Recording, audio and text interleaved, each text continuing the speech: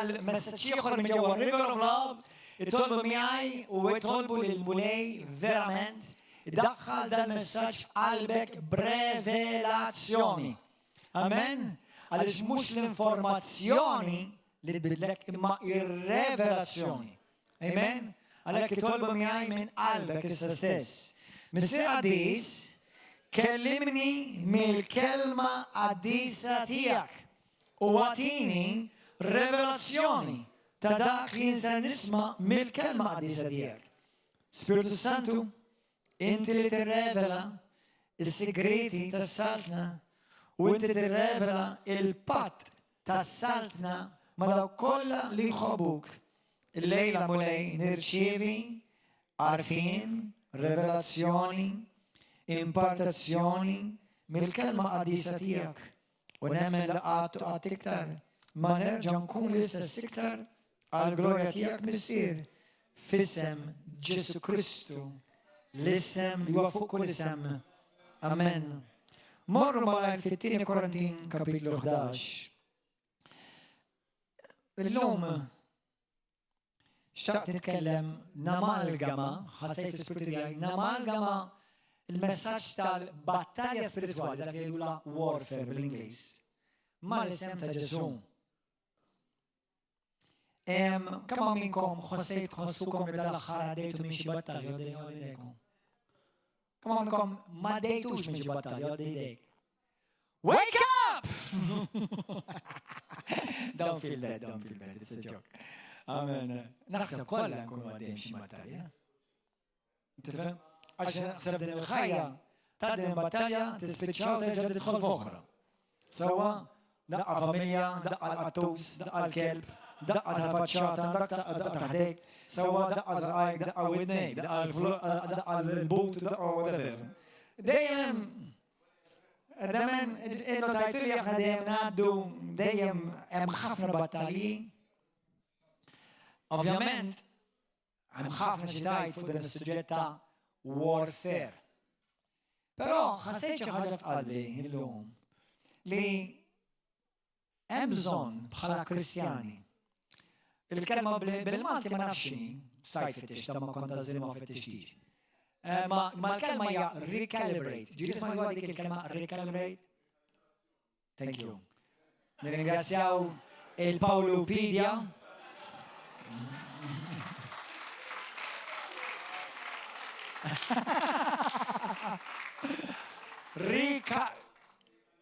Ricalibrazzjoni. Kemm minnkom ġieli żgħidu dik il-kelma? Għalhekk ħadd minnkom ma kien jaf. Jom kella dik ħaddita ta' fuqha. Refocus. Ġieli smajtuha refocus? Tu refocus. Xi kultant.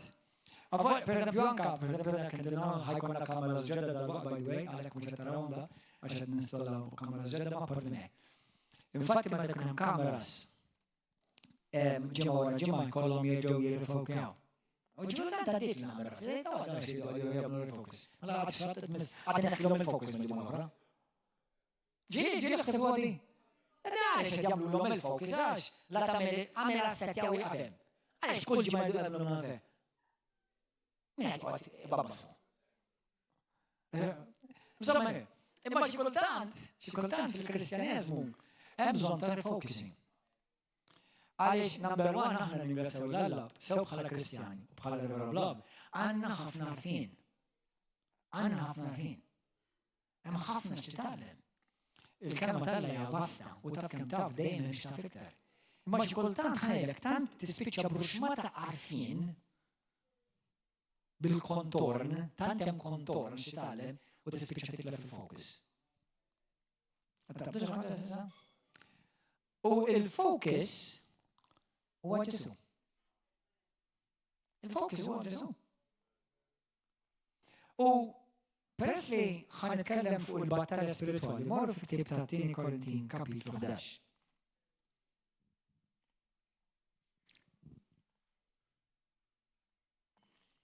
Nintaba bosta Kristjani u maħni mux għadnejt li dawet jagħmlu xi ħaġa per se żbaljata.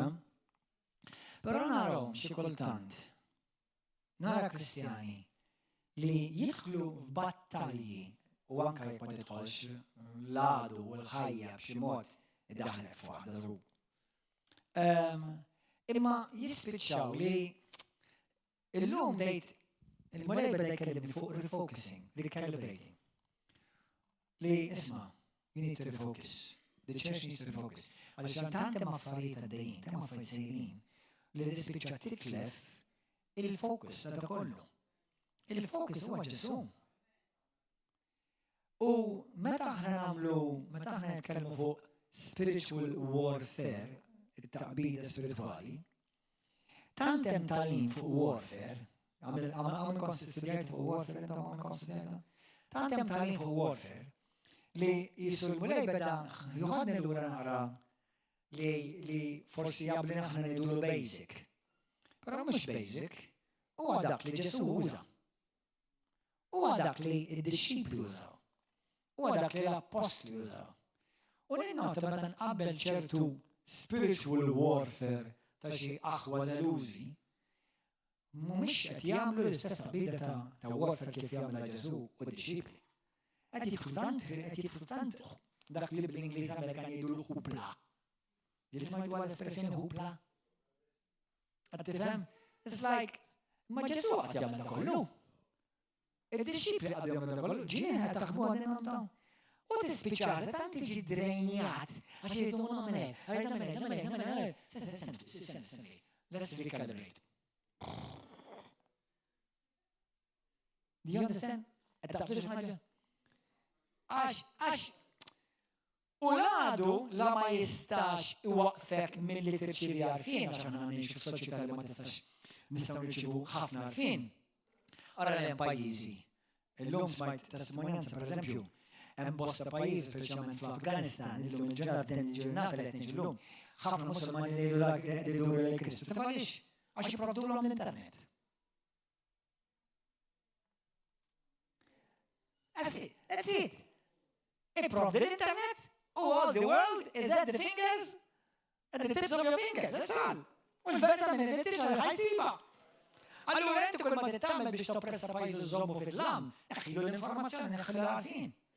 Il-Kristjan l-istess, bħal maħna, bħal bosta minkom, kollha kemm minkom inklużin, qabel ma jiena ma kont imtella f'kultura li taqrax il-Bibja għax tħawdek. Sewwa?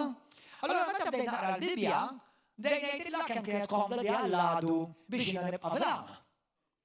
Once l-informazzjoni saret available għalik, inti m'għandekx issa l-iskuża tibqa' f'dama, jekk fittex ħassiba l-informazzjoni. As simple as that. Amen, il-verità titkellem għalija, m'hemm bżonn tagħmel ħafna. Il-verità wieħed titkellem għalija. Imma kull ma l-anti la jafu l-verità titkellem għalija, mela ħan nipprova waqfek billi tirċievi l-verità. As simple as that. U dak li ġara fi żmien tal-lamijiet, ma daw l-xel, grazzi Ġesu. U ma l-istess ħaġa wkoll fejn jiġi rigward għat-taqbida spiritwali. U aħna kollha qegħdin f'taqbida spiritwali, kontinwament. Morru fit-tieni Korinti kapitlu 11 tieni darba, vers 2.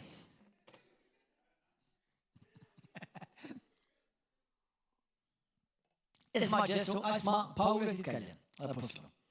Jiena jura likom bl-istess sejra ta' Alla. Għax jiena raskom lill-arus wieħed. Araskom lill-arus wieħed. Eżis kattolċi. La lill-Marija. Nħobbuha u narawha fis-sens bħalma naraw dak kollha nisimgħu Alla. La lill-Qadisi. Aħna marsa li wieħed Ġesu. Pawlu jiġi jipritka Ġesu. Għaraskom bil-arus wieħed, bħalli kieku kontu xebba safja biex nrasaqkom qudiem Kristu. La qudiem il-pastor, qudiem l-isqof jew il-papa jew l-apostol, qudiem Kristu. Jiena nibża, hawnhekk irid nagħmel aċċenn. Jiena nibża hawnhekk Pawlu tgħid, vers 3. Li bħalma ser għarraq beva bil-ħażen tiegħu, hekk fehmitkom jitħassru, isimgħu minn fiex jitħassru. Mis-sempliċità. U s-safatakom fi Kristu. X'ġara l-Eva u Adam? Adam u Eva kienu fl-isbaħ ġnien tal-ġenna. Kellhom turrum frott من يصبح فرات وديلي وسجر وشمير يصبح لعت ينا وانت عزنا مجنا الشيطان شاب لهم شيء ما نفكر لهم الشيطان شيء جل نفكر من قال حاجة يلا ولا نصونش مين يفهم كنا فرات صبيح ويبلغ ويسبرم ليانكس ما عندك الفرات واشي فوقها فوق دار يلا لهم تفوقها فوق تلفظ كله لله والكريستيانيزم سجلت كل تانت معرفين وداية بتتعلم إما تسبتشان تبروفيديم تقول عارفين بس مين أنا فاهم كريستياني عندما هناك انشيكلوبيديا وأتما جابوا روح واحدة لكريستو ما يسوى شيء عارفين كل ديا يرجع في تتعلم أمور البحر الريح اللي تعمل أفرطة واحدة Jena ħafna studjajt u għandu l-tritri wara smi, imma jekk il-Kristjanizmu tiegħek mhux isarraf bid-dil ta' ħajja u qed tagħmel ħoss u sound din id-dinja, x'jiswa l-għarfien tiegħek? X'jiswa biex ikollok ċertifikata mill-Bible College? X'jiswa?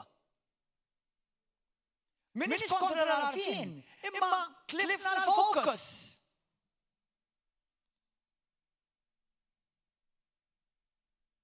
tlifna għaliex Kristjani. Amen. U Pawla jgħidilhom li x-xitan iqra bikom, iqra fehmilkom u jħassar bis-sempliċità ħassra. U sabatakom fi Kristum. Fl-Iskrittura Pawlu jgħid f'Romani kapitlu 1 li kien hemm min biddel l-għarfien ma li jkun jaf l-Alla. Għaw kristjani fid-dinja li tant għandhom għarfien u jibdew jikwotaw li billi u bil-ludi u bil-Grik u bil-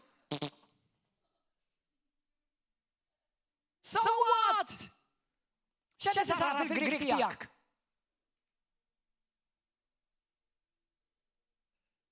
Tejli għaxin għandi sejħa ta' teacher. Imma teacher mux ta' teorija biss, Kristu kien teacher u da' għalu fuq da' xtib ta' talim għandu li talim tiegħu isarraf nies inħarsu mix-xitan, nies isalvaw, l-obja jaraw. Jekk it-talim tiegħek kull ma jfisser biss u jsarraf biss ta' talim, ma jfissirx jalla, ma tagħmel assolutament xejn differenza ta' salvna. Qabbenna huwa? Ismaw daw il-punti. Jekk kienu inti li nkunu effettiva f'din il-ħajja, anka fil-battalja spirituali tagħna li aħna tidħol f'waħda u toħroġ u tidħol f'oħra. Number 1. Żomm il-Kristjaneżmu tiegħek sempliċi. Il-ġimgħa l-oħra jiena u 16 l-aħ oħra konna l-Pulja. U b'sart sa ċertu punt x'inhu ġej. U dak li b'sart li ġi avalanga. U naħseb waħda minn raġunijiet għaliex ġi, tidejjek għaliex? Għax kien hemm xpata nies bil-ġuħ ma jafu ġej. Tifhem għaliex? Għaliex? Għaliex min ma jaf xejn kwalunkwe ħaġa żgħira hekk ta' naqra jisker. Kollox wow! Tifhem?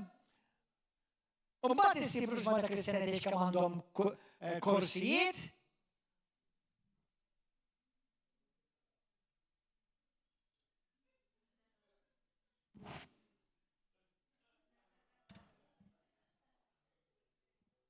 Basta biex ma tarfi. Tilfu s-sempliċità u l-effettività.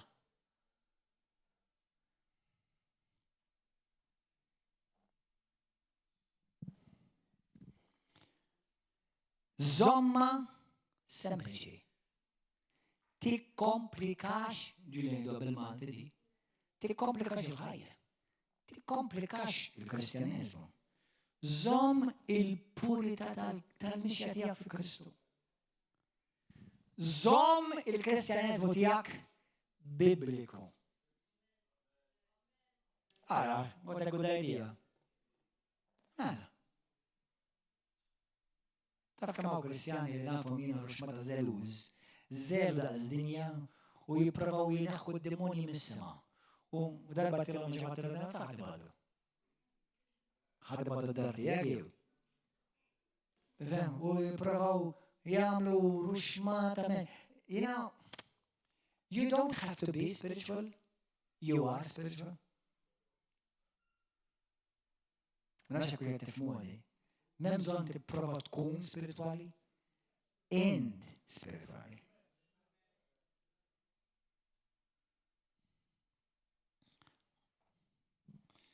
Żomm il-Kristjaneżmu tiegħek fid-dawl tal-Patt il-ġdid. U żomm il-Kristjaneżmu tiegħek fid-dawl tal-kreazzjoni ġdida. Illum ħansemmilkom fuq l-isem ta' Ġesu. Jekk intom taqbdu l-armatura, morru ħanaraw l-armatura tal-Alla. Ġieli tkellimna fuq l-armatura tal-Alla. Il-ktieb ta' Efesin, kapitlu 6. Halleluja. Efesin 6.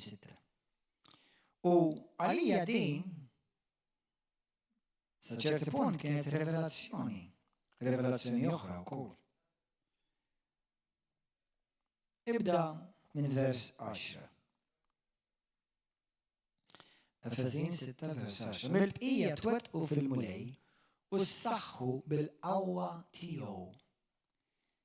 Ilbsu l-armatura ta' Alla biex tkunu tifilħu tifqu għat-nassis tax-xitan.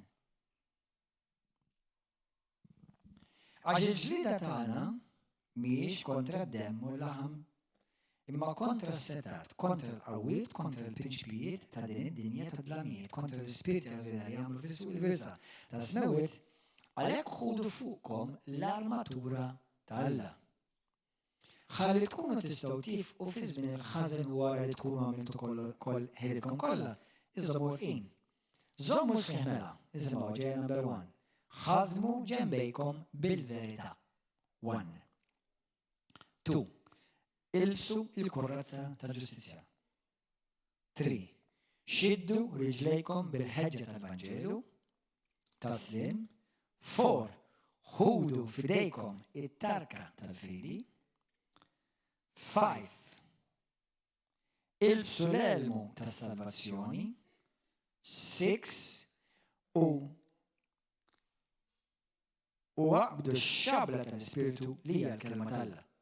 Nistenilkom 7 jitolbu dejjem l-Spiritu. Hija parti mill-armatura dik.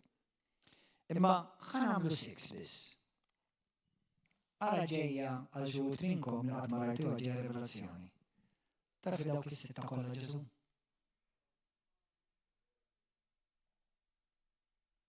Taf li dawk is-sitta huma kull waħda minnhom Ġesu.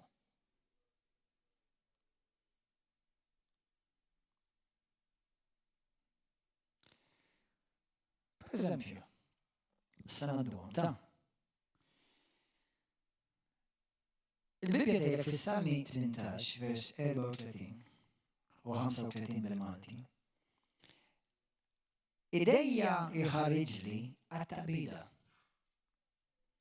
għall-battalja tal-gwerra. Ark ta' bronz jibqgħu dgħajfa. Ark ta' bronz jiġbdu dirajja, skużawni. Jekk inti tiġi ittrenjat għal-gwerra u m'għandekx għażla, kollha qegħdin fi gwerra spiritwali. Inti tittaċċetta ir-realtà ħarxa sfortunatament li f'din il-ħajja dejjem hemm taqbida.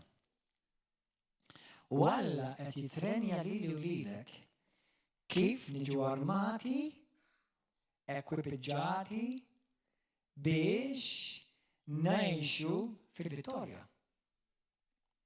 Mela dal-lejl, mhux ngħidilkom id-dettalji kollha, ma dal-lejl kelli xi 3 ħolmiet differenti. Waħda mill-ħolm, le kienu tajbin. Kienu tajbin fis-sens ir-riżultat tagħhom huwa tajjeb. U waħda minnhom mela qed narani qiegħed fuq għolja. U qed nara fetħa kbira jisu forsi faċċata hekk imma hemm ħafna riq u mbagħad qisu hemm kamra jew dar hekk fin-nofs u hemm xi nies imdawra madwarha jista' jkun nies tal-militari jista' jkun xi ħaġa. U jiena bil-kursità mort viċin u qalu li tersax lejha di qalu li għax din qiegħda jekk tisplodi ħatwitti ħafna bini. Jekk tisplodi ħatwitti ħafna bini. U qalu li mur sib post safe. U jiena ġajt lajt fuq din l-olja u f'daqqa waħda di splodit u minna ħarġet mewġa kbira mens, like madwar 20 solar, mewġa, imma kollha ħmiġ. Kollha ħmiġ. Issa, kif rajt din il-mewġa, jien ringrazzjalla fil-ħolma kont xorta fuq il-mewġa, ġifieri l-olja u għalkemm il-mewġa kienet għolja ma missirniex. Però wara li nkoraġġini x'għadija di. Għax wara il-mewġa wittit ukoll xi bini. Ma mbagħad rajt baħar sabiħ dieħel, kristall, sabiħ nadif. U rajt il-Ġesu jimxi fuq. Rajt il-Ġesu jimxi. U bdejt nara fil-bot. U bdejt nara hekk jisu xejdu għada. Spotlight fuq, timxi fuq. U resaq lejja, resaq viċin u dan Ġesu kien jiddi, imma kien jiddi jisu silver. Jisu silver jiddi, silver jisu trasparenti sitru. Jiddi. U ġi, u jina kallimtu, ħanna ta' kafe Eklu xaħġa insomma, u misni 3 darbiet.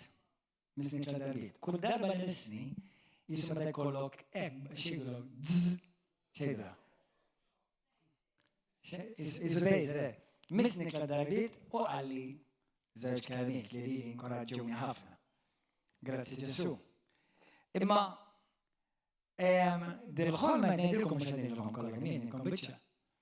Hija li għalkemm kien hemm din il-mewġa ta' ħmieġ u wara ġi il-baħar u Ġesu daħal fuq din l-ilma sabiħ u beda jersaq dejn naraħ mid-distanza beda jersaq u ħdejja li il-battal għal Kristu ir-rebħa kienet faċli. Ir-rebħa kienet faċli. Il-klim li tali li biex inkoraġġini kien klim ta' kuraġġ. Kien klim ta' kuraġġ biex li saħħaħni. Ningrazzja l-Alla, ħadd pjaċir li. Issa, li rrid ngħid u li nemmen li l-mulej jrid jgħid lilkom hija li l-battalja kemm tiġi imma jina u inti dejjem inwedin ir-rebħa. Imma r-rebħa tinsab f'Ġesu. Tejli mhux ovvja. Hekk suppost ovvja. Suppost ovvja. Imma nara ħafna Kristjani li tant jitqabdu ħafna taqbid. U li minflok jiġġieldu mir-rebħa, jiġġieldu għar-rebħa. We war from victory, not we war for victory. Aħna it-taqbida tagħna minn mhux qed nipprova nirbaħ, jien qed nopra mir-rebħa fi Kristu. Qed tifhmuha? Allura meta inti topra mir-rebħa, il-battalja l-istrateġija tinbidel totali. L-istrateġija l-affarijiet tħen il-jom differenti. Tħares lejhom differenti. Grazzi Ġesu. Jekk inti ma tħossokx li għandek edewwa, tħossok għawx ħadd minnkom għandkom edewwa. Jekk inti ma tħossokx li għandek l-edewwa, m'intix ta' theddida. Il-fatt li inti għandek l-edewwa fisser li inti theddida. Fisser li inti tagħmel differenza. Amen. U l-battalja li aħna ġejna ngħaddu minnhom jina u inti li nġilduhom u nikkombattuhom dejjem mill-punt di vista ta' rebħa f'Ġesu. Din supposti ovvja. Però meta nara ħafna Kristjani li nibda narahom ishom they get agitated. Bl-Ingliż jgħidu they get revved up, stirred up. It's okay if you want to be excited. Imma our victory, we should be fighting from a place or warring in the imposta rebha with ease. With ease. Biraħ tkellimt ma' wieħed mill-eżis tfal tiegħi u bdejna nitkellmu fuq xi sitwazzjonijiet li ngħaddu minnhom fil-ħajja u jiena mingħajr ma jirrealizza ġifieri issa mhux qed ngħidilkom li jiena Superman. I am a man and I'm super in Christ. Imma meta bdejna nitkellmu fuq ċertu affarijiet li niffaċċjaw u ningrazzja li għalih għax bat li kelma ta' koraġġ illum ukoll. Jien bdejt nitħaq. Mhux għax ngħidilkom ġifieri mhux ngħaddi minn momenti fejn nkun iktar ma jkollx ħadd nitħaq. Imma dak li nitkellmu bdejt nitħaq. Għaliex l-għadu dak li jrid iġelek taħseb li int tlift. U jġelek taħseb li ju rebaħ. Fil-verità u it-talif. Int dejjem ir-rebbieħ. Dejjem. U jekk bl-Ingliż inħobb ngħid hekk ara. Don't let the devil see you sweat. And don't let the devil think for a moment that he wins. Tħallix l-għadu għal-moment jaħseb li ju rebaħ fuqek. U tħallix jarak agitat. Mux agitat, agitat li għax inti. No. Għalix jina u inti neħx fil-vittoria. Ejti dak dek, ejt u inti teħx fil-vittoria fil-Kristu. Amen? ħana li kom daqxejn għalix għed t-kellem fuq dan il-sujġet il-lejla. Jek għana nħarsu per eżempju il-kib tal-Proverbi kapitlu 18 vers 10, skrittura sabiħa mens, tgħidlek l-isem tal-mulej huwa torri qawwi. Il-bniedem ġust jiġri fih. Fej? Fl-isem tal-mulej. U hu sekur, safe bl-Ingliż. L-isem tal-mulej huwa torri qawwi. Jina u inti nejxu f'torri. Il-torri għawi jismi Ġesu. Jexxua. Jedi toqgħod anke jekk tgħidu hija Jexxua ma tagħmilx differenza. Mhux kemm tispelli l-ludi u l-Grik tajjeb tagħmel effett, ma kemm tgħidu b'revelazzjoni. Amen. Halleluja. Grazzi Ġesu. Issa isimgħu għadi. Per eżempju, Efesin kapitlu 6 vers 14. Efesin 6 vers 14. Għadnek frajnija tgħidilha.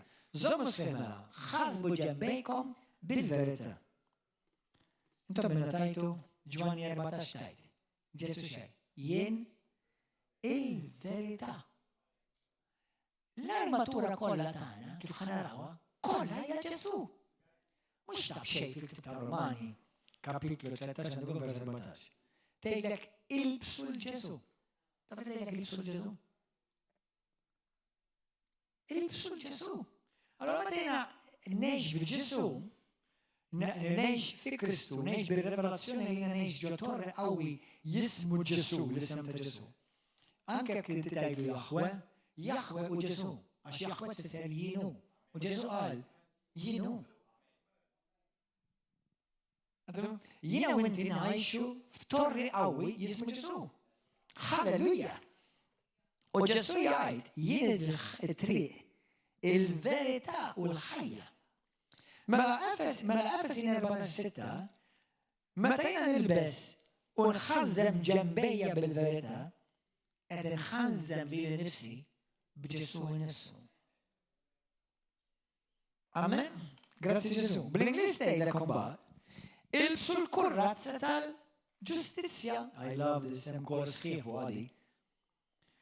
Jom kella bl-Ingliż tgħidlek having put on the breastplate of righteousness. Ta' minnu righteousness? Again.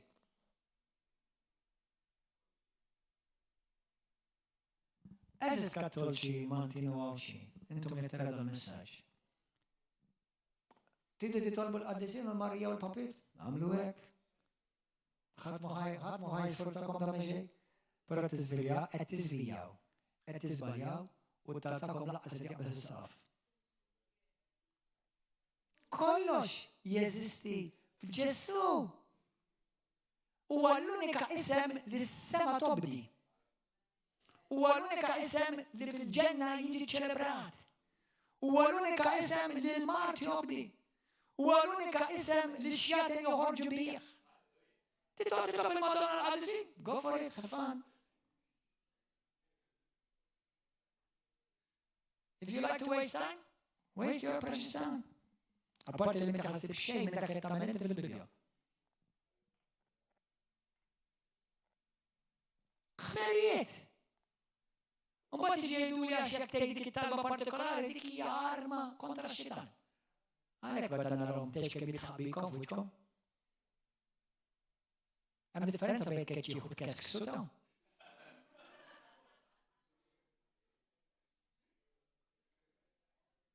ħafna kull rispett fil-Kattoliċi mhux ħajt kollha ma ħafna. Il-kesk suta mhux keċċu, hemm differenza. Sekki tittubi il-kesk u kesk. Halleluja. Mela fil-ktieb ta' Ġeremija, kapitlu 33 vers 16, tajlek li Alla, l-Ingliż, I love it, the Lord God is our righteousness. Alla nifsu huwa l-ġustizzja tagħna. Mamma mia, men. Mhux taf xejn Pawlu jgħid, for me to live is Christ. Mhux I live for Christ, għal. I live għal ħajti Kristu. Mhux għal ngħix għal Kristu, dik għal wkoll, ma mhux għal jiena ngħix għal Kristu, għal jien ngħix Kristu. Ġifieri suppost jiena u inti jekk ngħixu għal rivelazzjoni di, meta jiena fir-realm spiritwali, meta d-demonju u l-kreaturi spiritwali fir-realm spiritwali ħarġu lejk, suppost li jekk jarawk imlibbes il-Kristu. Ġesu. Il-ħolm li kelli bada l-lejl u ġili nara ħolm, imma lej ġili jorini nara ħolm xinkun għaddej forsi spiritualment, fil-battalji spirituali, jew anka xalla qed nara li forsi jew il-għadu qed jippreparali allura jewwarni għani jippreparali minn qabel, jew kella anka dak li nkun għaddej, ta' xi kultant dak li nkun għaddej. Imma qatt ma rajtni fl-ebda ħolma tellif f'min daw il-ħolm. Vera rajt bosta battalji u rajt taqbid spirituali fil-ħolm u viżjoni, imma qatt ma rajtni li pereżempju xi mewġa ħatfitni. Grazzi Ġesu. Grazzi mulej. Grazzi mulej. Alleluja. U xi kultant ħanejlek ngħidlek, wow, Jesus, halleluja. Għax mhux dejjem fin-natural tħossok tajjeb. Xi kultant tħossok patata. Amen. Halleluja. U xi kultant tibda tgħid, Ġesu, inti għadek għaw. Come on. In realtà, imma ma jfissirx għax l-emozzjonijiet tiegħi jinbidlu, il-feelings tiegħi jinbidlu. Alla nbidel. Alla ma nbidilx. Alla żamm kemtu. X'Alla jgħidlek anke inti jekk inti tonqos mill-fidi, jiena nibqa' fidejlek. If you are faithless, I remain faithful. Infatti Alla ħares il-mulej abbanduna għax inti ma tkunx fidili, għax kemm il-darba ma nkunux fidili. Hekk tgħid fl-ewwel Timotju, tieni Timotju 2. Tgħidlek even when we are faithless, he remains faithful. Anke meta aħna nonqsu mill-fidi u jibqa' fidil lejk. Amen. Kemm hu committed Ġesu istra? Amen. Tidnejlkom xejn il-komplement ta' dak il-vers, this is mind bubble, this is another revelation. Tgħidlek, now this is definitely a big revelation. Tidnorijilkom bl-Ingliż, tidnorijilkom? Din ma kienx fin-noti. For no extra charge, tidnorijilkom? Għanorikom. Għanorikom. Isma' għadja, x'imbagħad irid nerġgħu mmorru. Mela, it-tieni Timotju.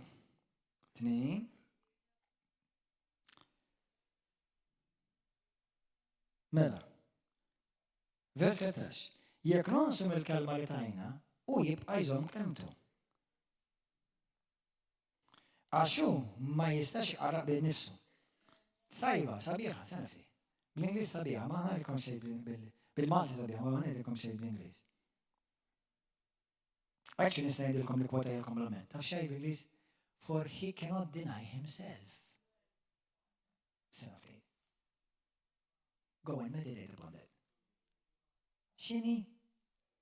He didn't say he cannot deny you. He said he cannot deny himself. Sensi. Diketa bada zawjena jowle.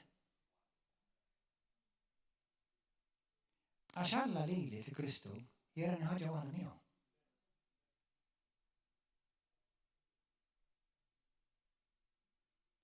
Jiena mhux dejjem narani ħaġa waħda miegħu. Ma nirringrazzja Alla li s-salvazzjoni mhux bbażata fuq kif nara l-affarijiet. Imma bbażata fuq dak li hu s-siġilla bid-dem qadis tiegħu għaddejja. Amen. Halleluja. Mela, issa t-tieni Korinti kapitlu 5, versu 21. Araw xi taj.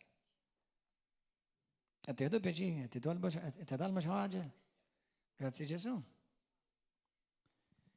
L-Iskrittura tgħidlek għax Alla għamel lilu lill-ibnu li ma kienx jaf x'inhu dnub, għamlu dnub għalina biex aħna nsiru l-ġustizzja tal-Alla fih. X'inhi di? Le, ma għallekx jagħmlek ġust hemm ta'. Le, li tiġa għamlek ġust tiġa sabiħa. Ma mhux hekk għallek ta'. Għallek inti l-ġustizzja tal-Alla ta'. Go and chew on that as well. Le, he didn't, ħanejda bl-Ingliż, għax bl-Ingliż iddur isba'. He didn't say, I have made you righteous. That he said in many places. But he said, you are the righteousness of God. What?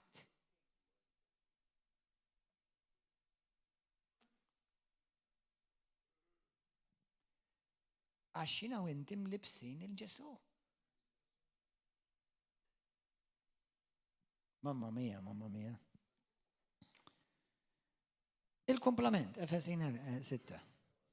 Mela, rajna li Ġesu huwa it-torri tagħna, il-protezzjoni tagħna. Ġesu huwa l-ġustizzja tagħna. Aħna l-ġustizzja tal-Alla fi Kristu.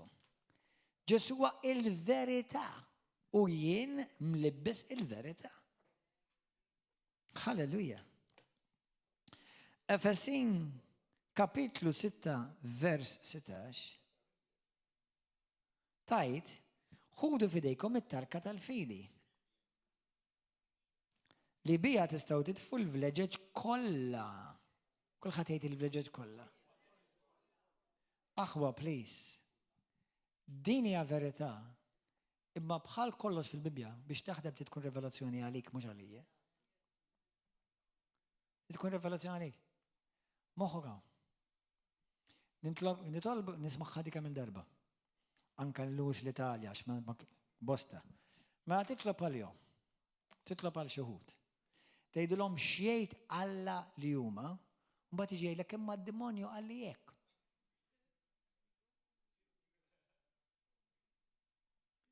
U għalhekk qed tara dak li qed tara. Għax inti qed temmen x'qed jgħidlek id-demonju iktar milli dak li qed jgħidlek Alla. Għax it-tabib qal li hekk, għax inti iktar iffukat minn fuq Ġesu x'qal, iffukat fuq dak li qalek it-tabib. Allura dak li inti tisma' li kull ma tiġri inti għalik you're just receiving more information, daħlet minn dil-wid ma ħarġet minn l-oħra, imma li baqa' hawnhekk huwa x'qalek it-tabib u x'qalek id-demonju. Allura iwa naf imma. Le, ma tafx. Ma tafx. Għalhekk din tissir ħajja għalik. Din il-verità tal-kelma tal-ħ tissir ħajja f'ħajtek, ħajja. Mhux just informazzjoni. Mhux informazzjoni. Amen aħwa. Grazzi Ġesu. Mela vers 15. Number 1 tgħidlek, vers 15 li huwa ħaġġu riġlejkom bil-ħeġġa tal-Vanġela tas-Slim. Taf xejn l-Iskrittura? Efesin kapitlu 2 vers 24. Ġesu stess huwa Islim tagħna. Erġajna. Ġesu, ħaġġu riġlejkom bil-Vanġelu tal-paċi. Ġesu mhux dak il-paċi. Ġesu hu l-paċi tiegħek. L-armatura għal darba oħra. Ġesu. Kemm il-Ġesu hemm?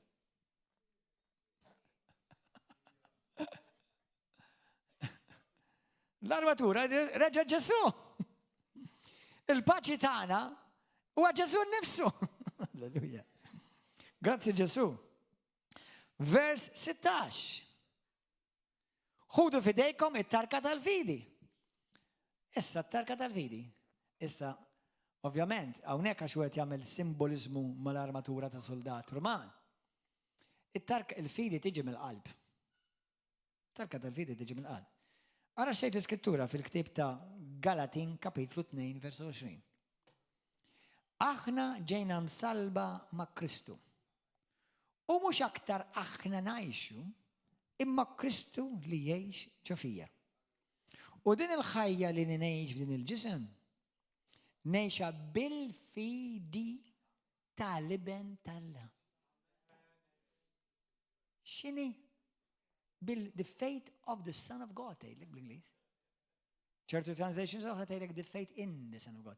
Imma the faith of the Son of God.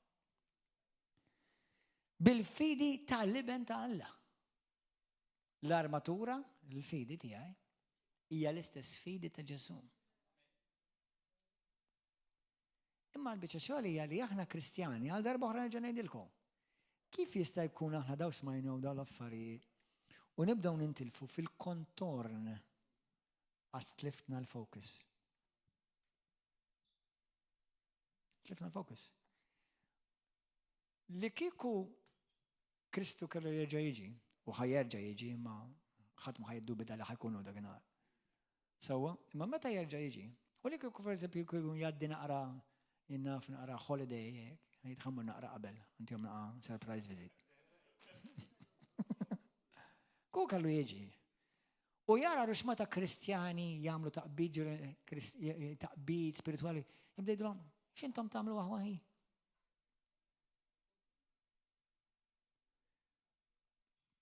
They mean well, they love Jesus, imma qed nitilfu il-focus. It's time to recalibrate, to refocus. Where does the power come from? Min fejn jiġi l-qawwa? L-awtorità min fejn vera tiġi? Il-qawwa min fejn vera tiġi? Il-mirakli min fejn jiġu? Il-fejqan min fejn jiġi? Ix-xjatan għaliex joħorġu? Minħabba? That's simple. I know. That's simple. That's simple. Għalhekk Pawlu qallhom jaħasra qed titilfu s-sempliċità tal-Vanġelu. Amen. Mela Ġesu u bil-fidi ta' Ġesu hija parti l-oħra tal-armatura. Per eżempju, Atti 3, vers 16. Meta ħarsu lej il-dak li kien ħdej il-bib jismu sabiħ jew Beautiful Gate. U Petru ħares lej dak li kien ma jistax jimxi għal ta' snin twal u qallu fl-isem ta' Ġesu. U probabbli aħna, issa ħanedkom, mhux qed inwaqqa l-ebda dottrini, jena nemmen fil-anointing ta' żejt u nemmen li titlob fil-lingwi, dak nagħmilha kull jum, imma li kieku naqbdu revelazzjoni ta' di. F'isem Ġesu. U mi wimxi. That's warfare from victory's point of view. Kristjani Pentekostali. Xandara nabossa kulħadd idur madwaru, xundara nabassa kata. Dema come out. 10 min nies jirrekomandaw xi dan jiġi. Joħroġ. It's nice Pentecostalism. Nice charismatics. A lot of zeal.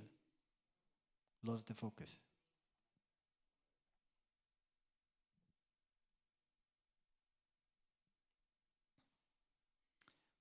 Pray in tongues, fast, swoon, Żomm il-fokus. Ġesu. Għax il-milja kollha tinsab fil-Ġesu.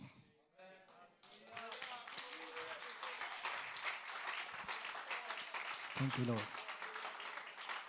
Għalhekk Ġesu f'Mark 6:17 jgħidulhom f'ismi. Tkeċċi xjati? Nemmen fis-sawm iva, ma mhux bis-sawm. Nemmen titkellem bil-lingwi bħalma qal Pawlu ħan ngħidilkom nixtieq li l-kol kemm minnkom titkellmu bl-ilsna. Hekk Pawlu jgħid l-ewwel Korintin 14:5. Sewwa. Imma qod attent. Għax ġieli rajt nies jipprovaw keċċi xjati noqogħdu jitkellmu in tongues mad-demonju. I know you're a charismatic, but not Bible. God may not be mad at you. He's just smiling. Son. Keep it simple. Fissem Ġesu Kristu. Amen. Hallelujah. Amen. Fismi Ġesu. Il-ġimgħa l-oħra, ruxmata nies ġodda fil-mulej ma jafux qatra mill-li tafu intom. Dbellaħt. Għalix dbellaħt? Għax daw għattilom jena, da wara li rċivejtu l-Ġesu, issa hemm esperjenza oħra li timtela bl-Ispiritu Santu titkellem bil-lingwi. Mamma mia, I didn't realize meta m'hemmx għandekx ruxmata mħuħ mimlin għarfin u ma jafu xejn kif poġġejt idejja fuq kull jitkellmu bil-lingwi.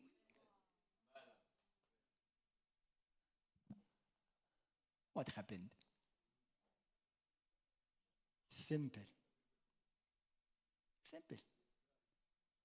But when it's simple, it's powerful. Amen. Amen. Hallelujah. Grazzi Ġesu. U hawnhekk, u jiena ġieli nara Kristjani jagħmlu korsis wara kollox jgħiduli, mhux qed najjar il-ħadd u mhux nipprova nwaqqal il-ħadd, imma jagħmlu ruxmata korsis jaqraw x'mata pastor għadha ma jitkellem bil-lingwi. Jaf. Taqra xi ktib ieħor, tagħmel korsi ieħor, irċievi issa. F'isem Ġesu irċievi l-Ispiritu Santu u tkellem bil-lingwi. Dan. F'ismi jitkellmu bil-lingwi Ġesu. Mhux tagħmel kors, ġieli ntqajt ma' charismatics, anke kattolċi. Jgħidu li għamilna l-kors tal-Ispiritu Santu tajjeb. Titkellem bil-lingwi le ma lax ħadd. Tgħid li ma mhux biss, le naf. Titkellem bil-lingwi, all right, ma tiddeterminalekx is-salvazzjoni tiegħek, imma huwa l-ewwel sinjal li inti vera ġejt magħmed fl-Ispiritu Santu. Mhux l-uniku ma l-ewwel wieħed. Sewwa, għax il-Kristjani kollha tal-Bibja kollha jitkellmu bil-lingwi kienu, huwa kien l-ewwel sinjal li vera daw ġew mamda f'isem Ġesu għal mamudija tal-Ispiritu Santu. Amen. Halleluja. Grazzi Ġesu. Ħudu mbagħad, vers 17, l-elmu tas-salvazzjoni. Hello. Esodu kapitlu 15 vers 2. Il-mulej huwa s-saħħa tiegħi u l-kan tiegħi u stess innifsu huwa s-salvazzjoni tiegħi. Fil-ktieb ta' Titu, kapitlu 2 vers 11, għax meta deret il-grazzja talla, ġabet is-salvazzjoni li deret lill-bnedmin kollha. Sa nafsit.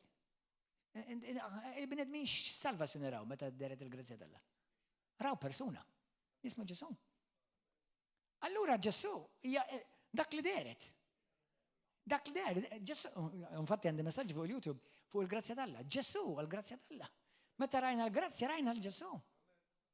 Meta rajt il-Ġesu rajt il-grazzja talla. Meta rajt il-Ġesu ma rajda kollu. U da mhux dak kollu li hemm ta' ma din l-armatura li aħna imħaġġin biex nilbsu. Amen. Il-ktieb tal-Lut kapitlu 5 vers 10 li Ġesu huwa l-awtur tas-salvazzjoni tagħna. Fil-ktieb tal-Apokalissi kapitlu 19 vers 1 tajt hekk wara dawn l-affarijiet jiena smajt vuċi għolja tajt fil-bosta ta' multitudni li hemm fis-sema u jgħidu Halleluja!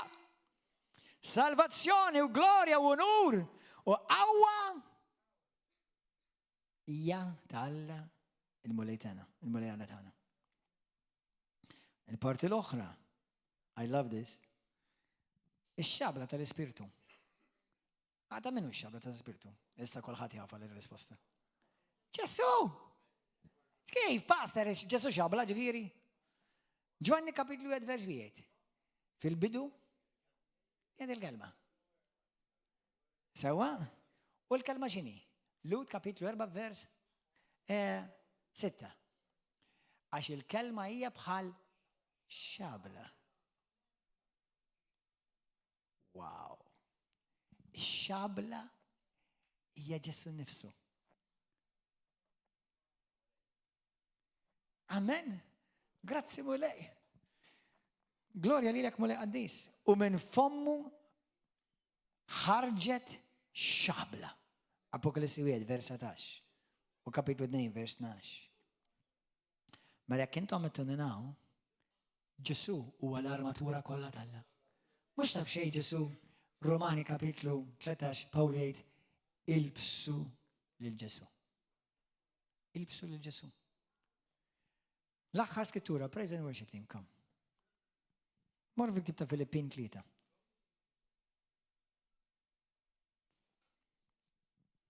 Ismawni waħwa. Xi kultant l-unika talba li għandek bżonn hija tgħid Ġesu. Jesus. Yeshua. Jesus Christ. Imma tgħidha b'revelazzjoni u triet is-sisin tal-infern. Ma b'revelazzjoni. Għax anke l-pappagal jista' jgħid Jesus Christ. Jekk talmu, u ħafna qed jimitaw il-pappagal. Qed tifhmu aħwa? Ara x'qal Pawlus. Ħa nispiċċaw bl-iskrittura. Filippin 3 vers 8. Jiena not kollox bħala telf ħdejn il-qlieħ kbir li hemm fil-li naraf lil Kristu Ġesu, Sidi. Issa Pawlu ma kienx, Pawlu kien bravu, u xud minnkom tafu studijajtu għadi. Pawlu kien professor of professors. Fl-arfin. Kien bravu ħafna. Sewa, minħabba fih li nitlef kollox. U not kollox bħala knis, bħala ħmiġ. Qed jgħid għat-tajjeb ta' tiegħu da mhux il-ħażin tiegħu. Għal-kwalifiku kollha tiegħu. Għal dawk kollha intom tħobbu tistudjaw u għandkom it-teoloġija u d-dottrini u kollox. Tajjeb ta' importanti dawn l-affarijiet. Imma x'jiswa jekk inti m'intix kapaċi ssalva ruħ. Jekk inti m'intix kapaċi tkeċċi demonju. Jekk m'intix kapaċi titlob għal fejqan u tara nies fiju. Jekk inti m'intix kapaċi tkun bħal dik l-ingwanta li Kristu jilbsek u jopera minnek. X'iswa? Tlift il-fokus għaliex int Kristjan. Italmu, il-korsi żagħmluhom huwa parti mit-training ta' dixxepolat. Imma biex inkun effettiv, mhux biex ikolli ċertifikat.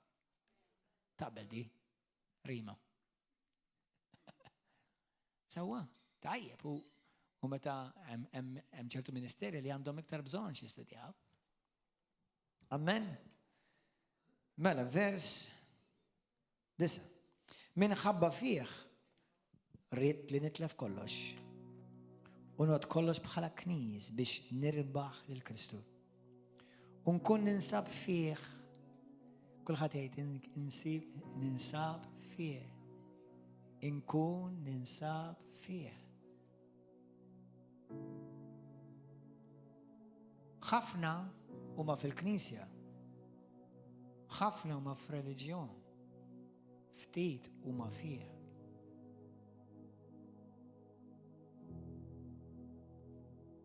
X'differenza ta' qabża kbira hemm bejn xi ħadd li huwa fil-Knisja.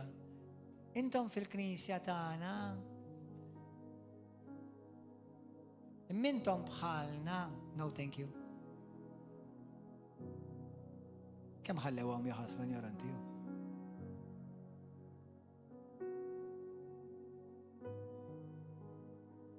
Il-mistoqsija tiegħi hija int fi Kristu. Int f'Ġesu. Imma libbes il-Ġesu. Inti taħseb li x-xitan jibża minnek għax tmur il-Knisja? Anke jekk tmur is-seba' visti tagħhom kollha.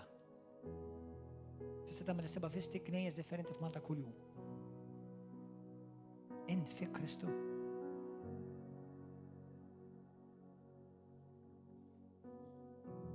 Fih. U ninsab fih. That I may be found in him. Mhux għax għandi xi ġustizzja tiegħi dik li tiġi permezz tal-liġi. Iżda dik li tiġi permezz ta' Kristu. Il-ġustizzja li ġejja minn Alla u mibnija fuq il-fidi. Irrid naraf li isma'wni aħwa. Ħanerġa' ngħidha il-messaġġ tal-lejla hija Ġesu l-armatura tal-Alla.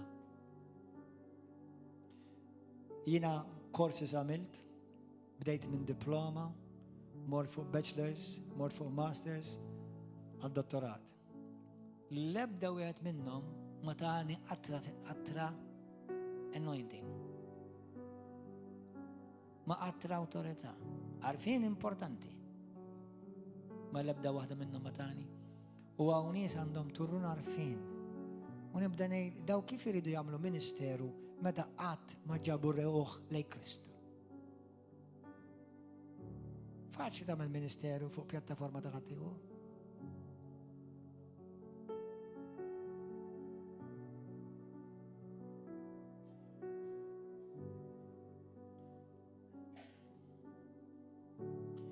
Il-ġustizzja li ġejja minn Alla mibnija fuq il-fidi.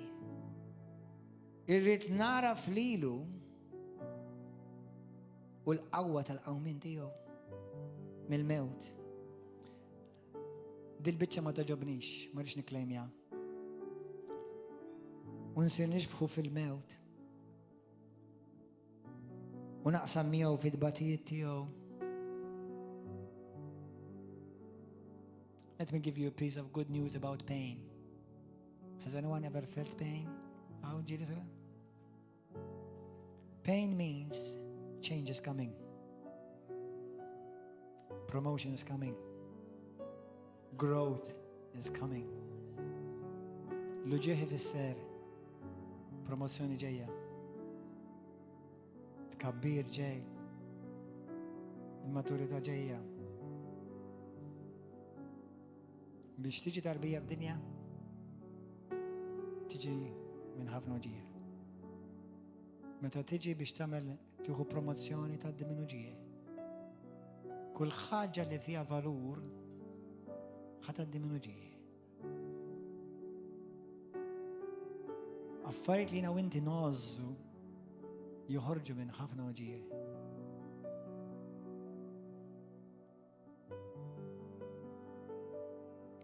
Il-fatt li jiena u inti ngħaddu minn uġieħ tfisser qed nikber. Meta bniedem fiżikament qed tikber, jibda jiġaw saqah, jiġaw l-għadam, jiġaw il-joints, il-ligaments, x'qed tikber. Issa fil-ġisem x'imkien tieqaf tikber.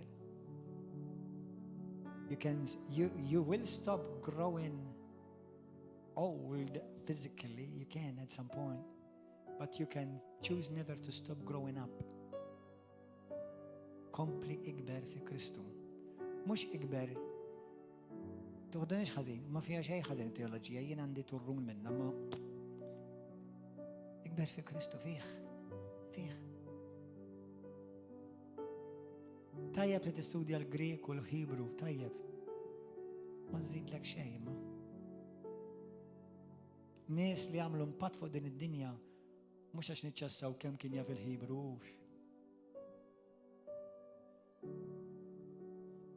Tajjeb, tagħli tkun taf il-Hebru għal min ħobb jistudja. Imma kemm il-ruħ tressaq b'dak l-għarfien li għandek. kemm qed tagħmel impatt għas-saltna fuq din id-dinja. Titlifx il-focus għażiż. Titlifx il-focus, focus huwa Ġesu.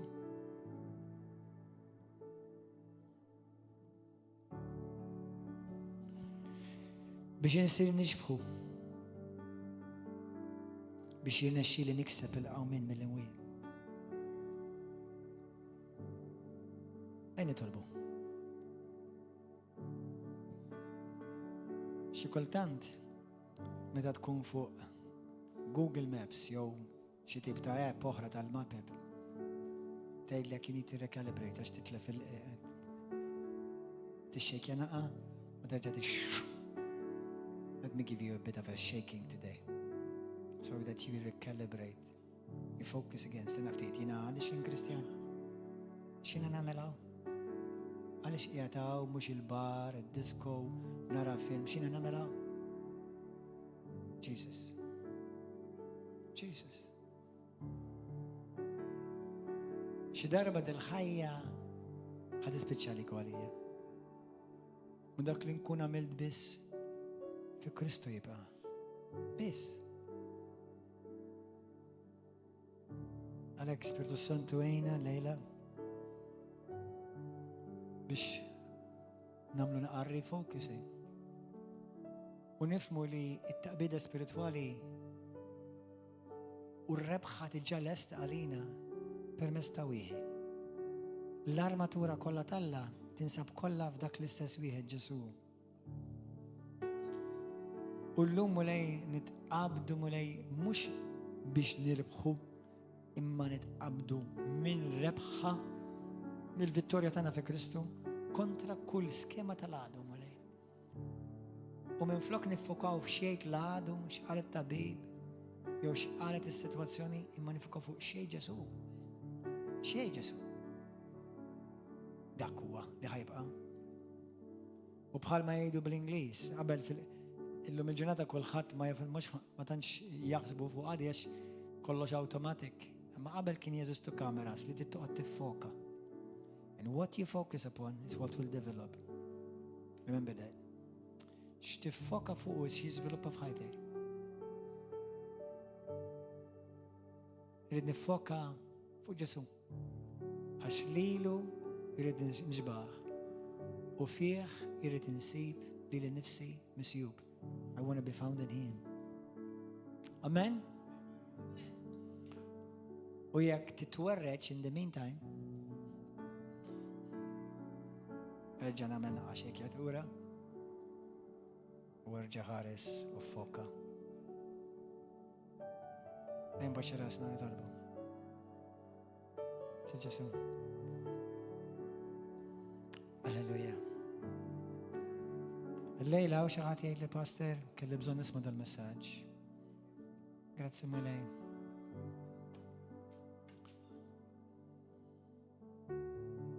X'hemm f'ħajtek li qed tagħmel jew għaddej minnu?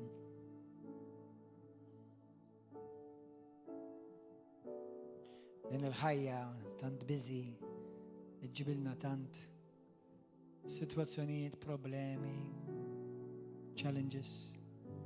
Taf li daw kollha jiġu biex ineħħulok il-focus tiegħek fuq Ġesu? Kollha.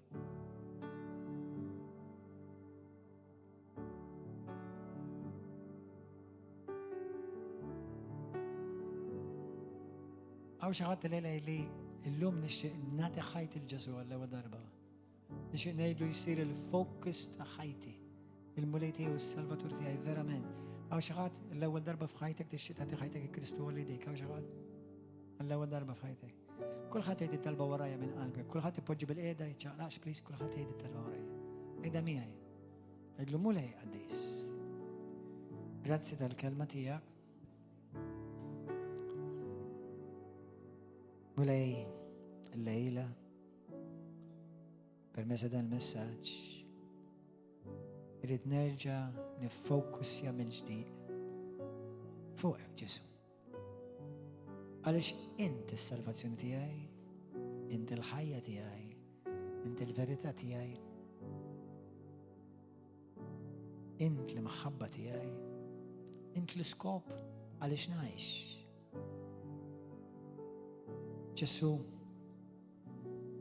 mulej tiegħi u għala tiegħi ejni biex ma nitlifx il-fokus tiegħi minn fuqek għax fik hemm ir-rebħa, fik hemm il-protezzjoni, fik hemm il-vittorja tiegħi fuq kull battalja li ngħaddi minnha, fik hemm il-fejqan tal-qalb tiegħi, fik hemm it-tama tiegħi fejn hemm iqteq il-qalb, fejn hemm idlam inti d-dawl tiegħi Ġesu. Tassew inti l-alfa u l-omega, inti tassew kollox u kull m'għandi bżonn f'ħajti. Dan huwa int mulej. Bħalma qal Pawlu, dak kollu li qatt itallimt ħażin u anke jekk tajjeb. Ma jiswa xejn dej li nsir naf lilek. Mhux fuqek, lilek. Lilek. Allimni mulej. Nsir nafek aktar. Spiritu Qaddis, Spiritu tal-Alla, ejni. Ħansir naf lil Ġesu. Irrevelali u ftaħ li għajnija. Għal Ġesu. Irrid nara għal Ġesu. Xi darba mulej bil-grazzja tiegħek ħanarak wiċċ b'wiċċ. Inti l-isbaħ wieħed fil-ġenna dik il-glorja. M'hemmx isbaħ minnek mulej. Inti li tissodisfali il-viżjoni tiegħi, tissodisfali x-xewqat tiegħi. Imlili qalbi b'maħabba lik biex fik insib il-milja ta' dak kollu li għandi bżonn u x-xewqat ta' qalbi. Ġesu, ben tal-ħaj. Inti kollox għalija mulej. Millum il-qoddim. Permessa l-Spiritu Santu li tinsir nafek aktar. Lilek, mhux fuqek. Lilek. Spiritu Santu mexxini fil-verità. Mexxini fis-sewwa.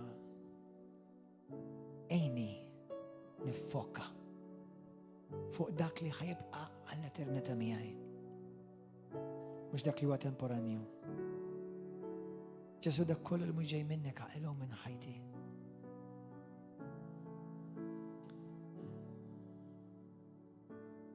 Qalbi ma tistriħx mulej sakemm ma tistriħx fik. Millum il-qudiem rrid li qalbi tistriħ fik Ġesu. Dan minn qalbi qed ngħidulek mulej. Għall-glorja tiegħek Abba Messi. Amen, amen. Alleluja.